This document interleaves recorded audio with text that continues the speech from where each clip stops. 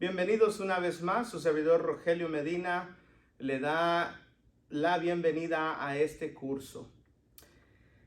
Amados, vamos a tomar en esta clase, vamos a analizar otros 5 lenguajes bíblicos, de los cuales nos van a ayudar a poder comprender mejor y estudiar mejor la palabra de nuestro Dios.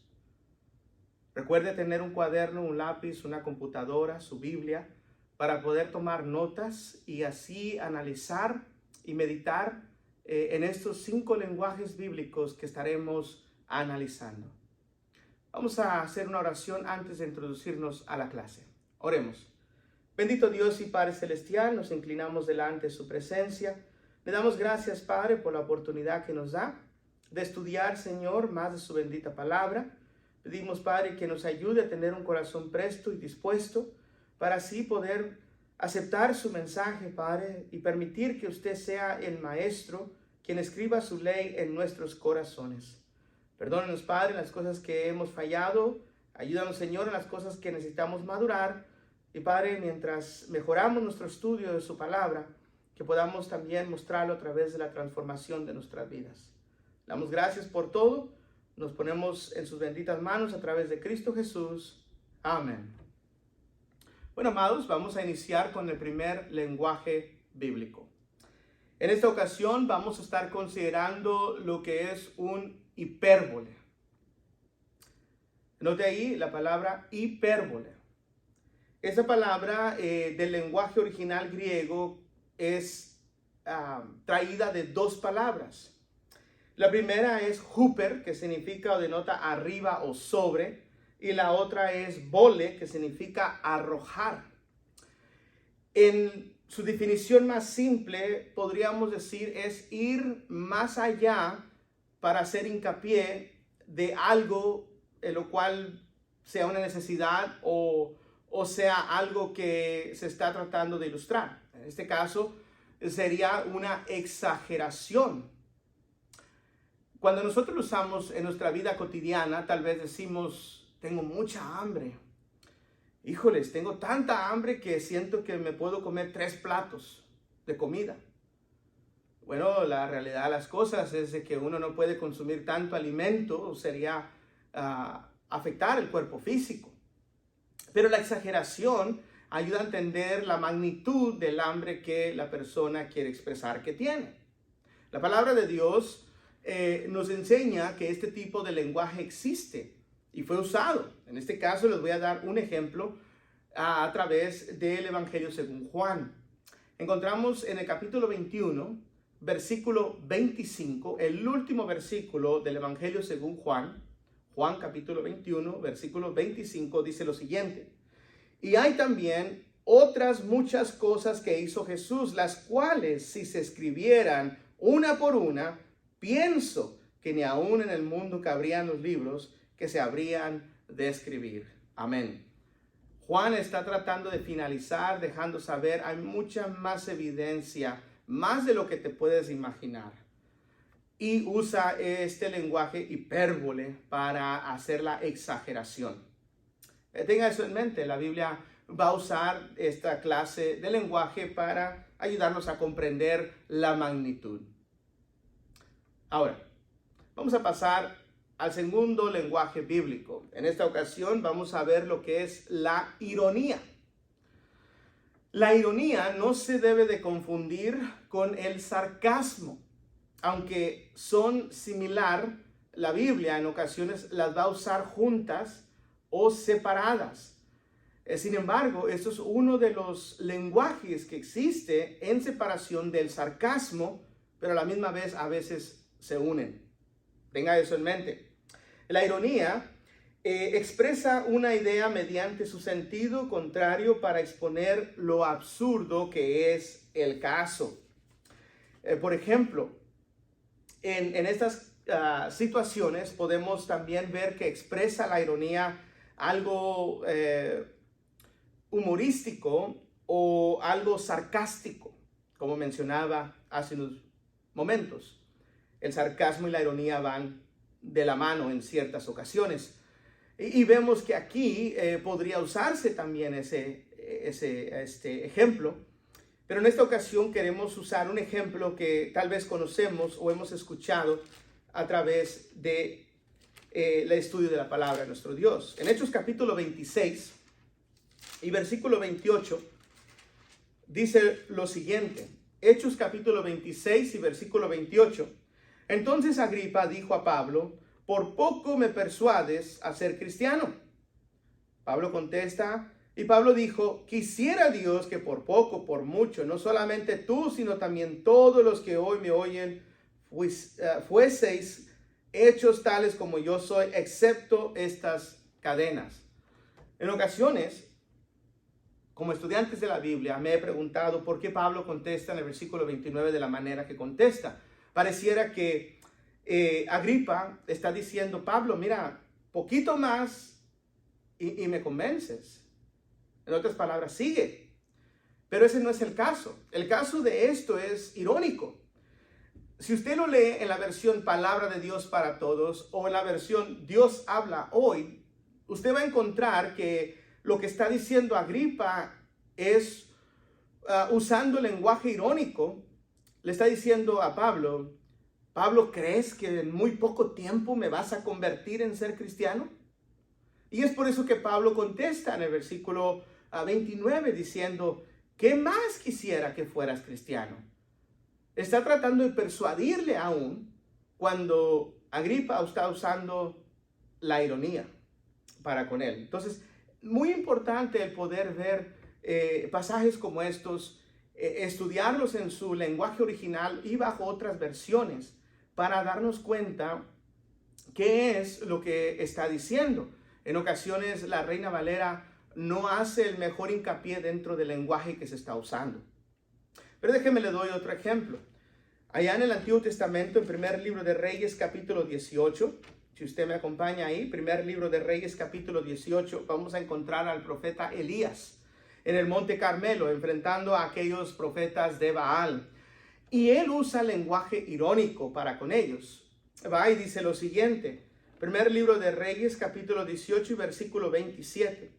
Y aconteció al mediodía que Elías se burlaba de ellos, diciendo: gritad en alta voz, porque Dios es, quizá está meditando, o tiene algún trabajo, o va de camino, tal vez duerme, y hay que despertarle. Note el sarcasmo como la ironía dentro de esta expresión de Elías, de cómo está burlándose de ellos, usando este tipo de lenguaje. Y vemos aquí un profeta de Dios haciendo hincapié de aquellos que adoran a dioses paganos. Hay otro ejemplo en el Nuevo Testamento en el cual esta acción se le hizo, o este lenguaje se usó en contra del Señor Jesús. En Marcos capítulo 15, si usted me acompaña allá en sus Biblias, Marcos capítulo 15, y vamos al versículo 17 en adelante. Marcos capítulo 15, versículo 17 en adelante, vamos a ver esta clase de lenguaje en contra o siendo puesto a Jesús. Recuerde que la ironía es humillar a alguien, burlarse de alguien, hacer algo que realmente no lo creen con el fin de decir qué absurdo es esto. ¿Ya? Igual lo que hizo Elías con los profetas de Baal, y lamentablemente esto es lo que el mundo hace con Jesús, igual que hizo estos soldados en este caso. Note lo que dice Marcos 15, versículo 17 en adelante: y le vistieron de púrpura y poniéndole una corona tejida de espinas, comenzaron luego a saludarle: salve, rey de los judíos. Y le golpeaban en la cabeza con una caña y le escupían, y puestos de rodillas le hacían reverencias. Después de haberle escarnecido, le desnudaron la púrpura, le pusieron sus propios vestidos y le sacaron para crucificarle. Esta reverencia, este honor, este respeto que supuestamente ellos estaban mostrando a Jesús, alabándolo como el rey de los judíos, era lenguaje irónico. Era para burlarse de él. En su mente de ellos esto era absurdo, que él fuera el rey de los judíos. Y una vez más, esta clase de lenguaje encontramos dentro de la Biblia. Lamentablemente mencionaba, hay ciertas personas que existen hoy en día también y siempre han existido, que harán esto con Jesús, con usted y conmigo. Pero hay que identificar esta clase de lenguaje. Vamos a pasar al tercero. Tercer lenguaje que encontramos en la Biblia es aquel que se conoce como la metáfora. Ahora, habiendo dicho esto, usted y yo tal vez ya tenemos una definición de lo que es una metáfora. Y tal vez ya lo sabe, y qué bueno. Solo traemos a relucir lo que es los lenguajes que se encuentran en la Biblia. La metáfora se indica una semejanza entre dos cosas que son muy diferentes, pero que se hace en una ilustración. Ahora, la metáfora no se debe confundir con el símil. El símil se puede identificar muy rápidamente cuando se usa la expresión como. La metáfora no tiene esa expresión. Déjenme les enseño un ejemplo de esto.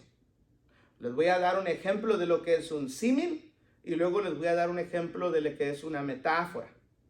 ¿Okay? Tenga esto en mente. Oseas capítulo 13 y versículo 8. Solamente por ver una ilustración, el profeta Oseas dice lo siguiente. Oseas capítulo 13 y versículo 8. Dice la palabra de Dios: como osa que ha perdido los hijos, los encontraré y desgarraré las fibras de su corazón, y ahí los devoraré como león.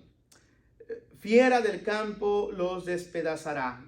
Dice aquí el profeta, escribiendo, usa el símil como. ¿Cómo los va a desgarrar? Como león. Como un león lo haría, así van a ser desgarrados. Pero el cómo te ayuda a entender la comparación, el símil. Eso lo vamos a ver más adelante. Déjenles doy el ejemplo de lo que es una metáfora ahora. Génesis 49:9, y yendo otra vez al Antiguo Testamento, Génesis 49:9, la palabra de Dios dice lo siguiente: cachorro de león, Judá, de la presa subiste, hijo mío, se encorvó, se echó como león, así como león viejo, ¿quién lo despertará? Note que usa el símil dentro de este verso donde dice echó, ¿cómo se acostó? Como león.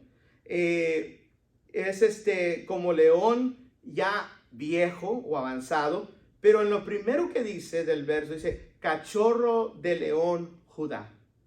Note que ahí no hay símil, ahí no hay un cómo. Está diciendo Judá es un cachorro de león.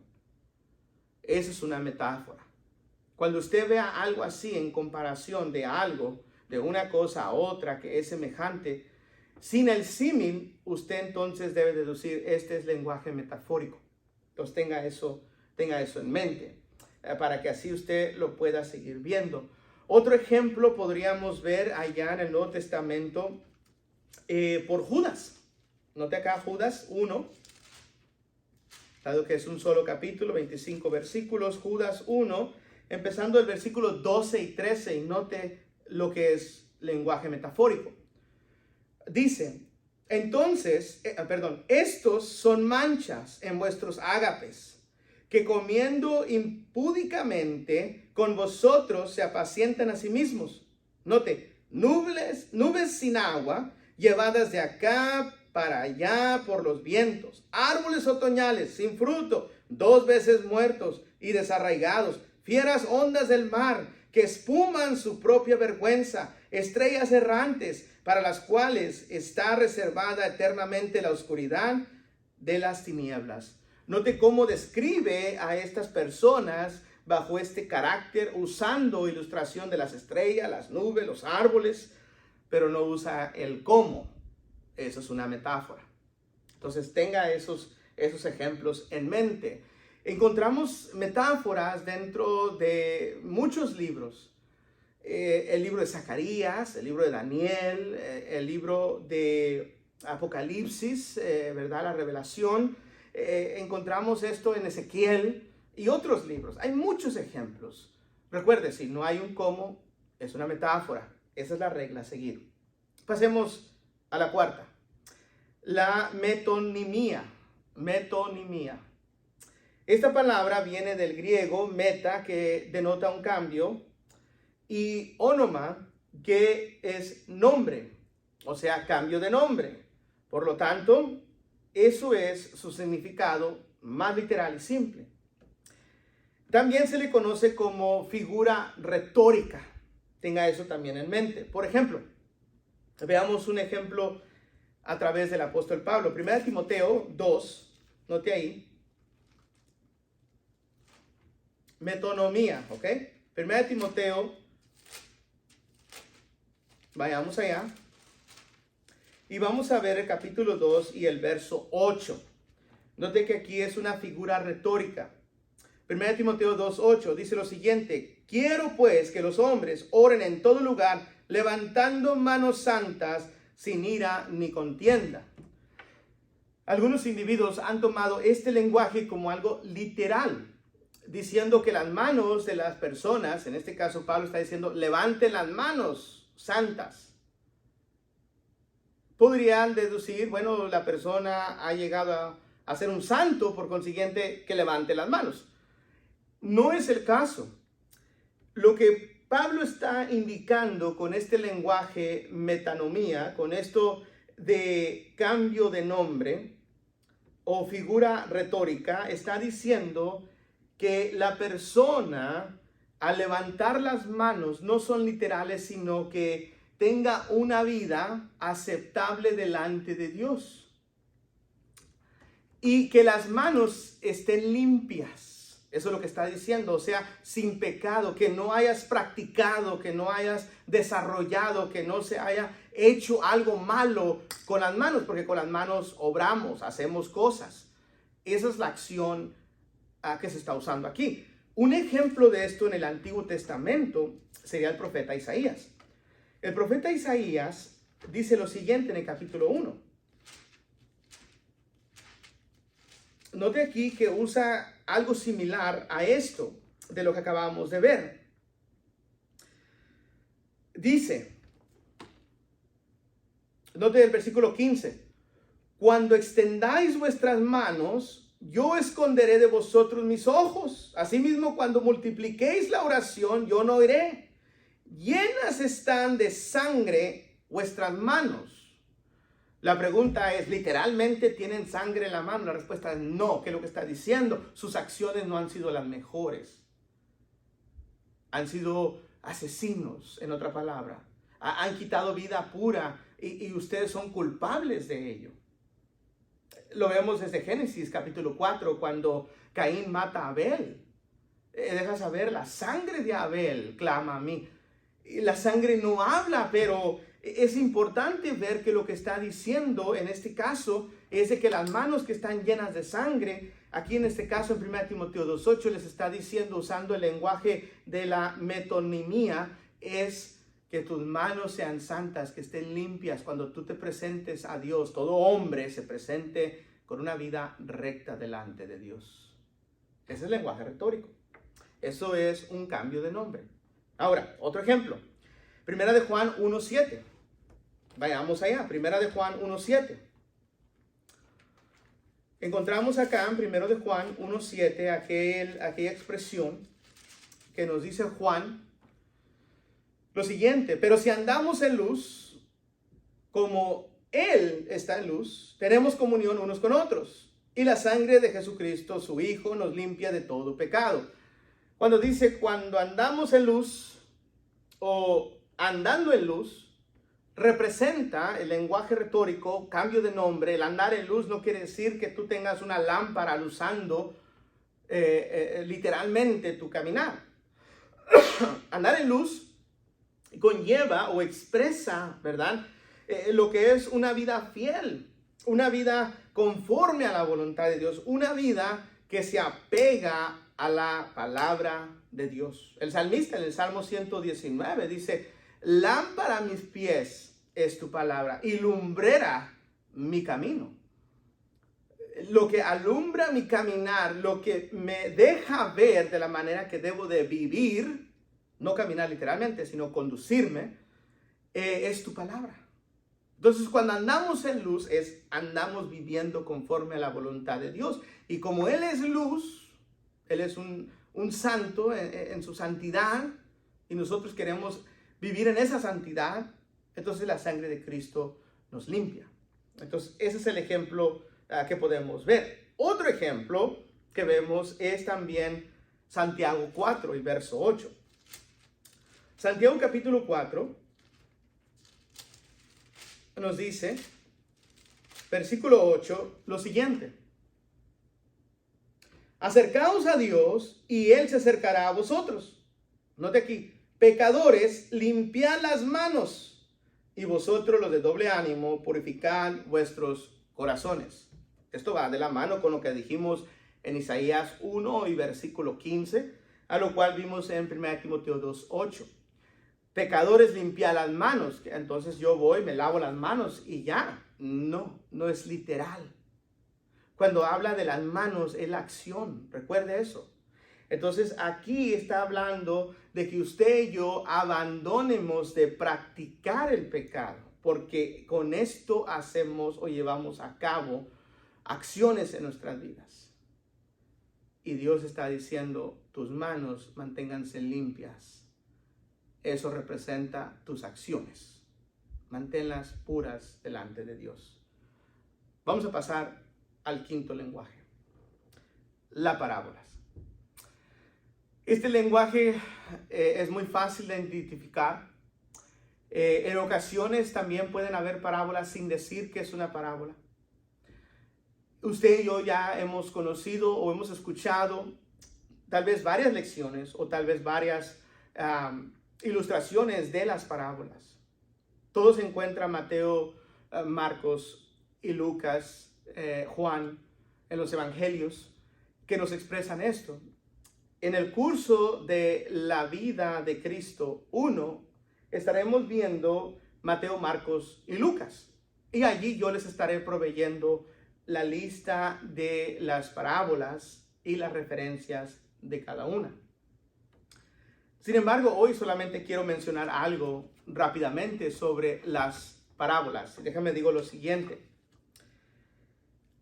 Para definir las palabras, tal y como Jesús la emplea, pareciera una tarea fácil a primera vista. El hacerlo es otra cosa. Si uno parte de bases etimológicas, no hay tanto problema. El vocablo parábola es un derivado de dos palabras griegas, la preposición para, quiere decir al lado de, y el verbo balo, arrojar. La palabra compuesta connota la idea de colocar, poner, arrojar algo al lado de. Esto es para, al lado de, en comparación de. Eso es lo que está diciendo, ¿verdad? O ponerlo al mismo nivel aquello que va a hacer. Cuando dice, esta es la parábola del hijo pródigo o la parábola del reino de los cielos, es semejante a esta parábola. Y lo que hace es, esta enseñanza que voy a decir se compara con el reino de los cielos. Esta va a ser la ilustración. Hace Jesús eso. Esto connota la idea de entender esto y nos ayuda a entender cosas que en ocasiones podemos analizarlas más o discernirlas mejor a través de esta parábola. Y en efecto, muchas de las parábolas de Jesús son historias que procuran establecer una comparación entre una cosa común de la vida diaria o cotidiana con el reino de Dios. ¿Con qué compararemos el reino de Dios? Era casi un establillo fijo en el vocabulario de Jesús. Entonces, al hacer esa expresión, daba la parábola, daba la ilustración. Parábolas, por mencionar algunas, no son todas, pero hay algunas. La parábola de la lámpara, la parábola de los simientes, de vino nuevo y odres viejos, del sembrador, del trigo y la cizaña, de la semilla de mostaza, de la levadura, de tesoros escondidos, de la perla preciosa, de la red, de los tesoros nuevos y viejos, de la oveja, de la moneda perdida, de los obreros, de la viña, de las fiestas, etc. Todas estas ilustraciones, todas estas historias que Jesús contó, que eran parábolas, eran para entender la relación la ilustración de lo que es el reino de los cielos. El reino de los cielos arrojaba la parábola al lado de para ser discernible para usted y para mí. Espero que estos cinco lenguajes bíblicos que hemos analizado le hayan ayudado más a comprender la bendita palabra de Dios y los pueda poner en práctica cuando está estudiando las Sagradas Escrituras. Su servidor Rogelio Medina se despide. Para la próxima clase estaremos analizando más de los lenguajes bíblicos y esperamos seguir teniéndole con nosotros en estas clases. Dios les guarde y les bendiga siempre.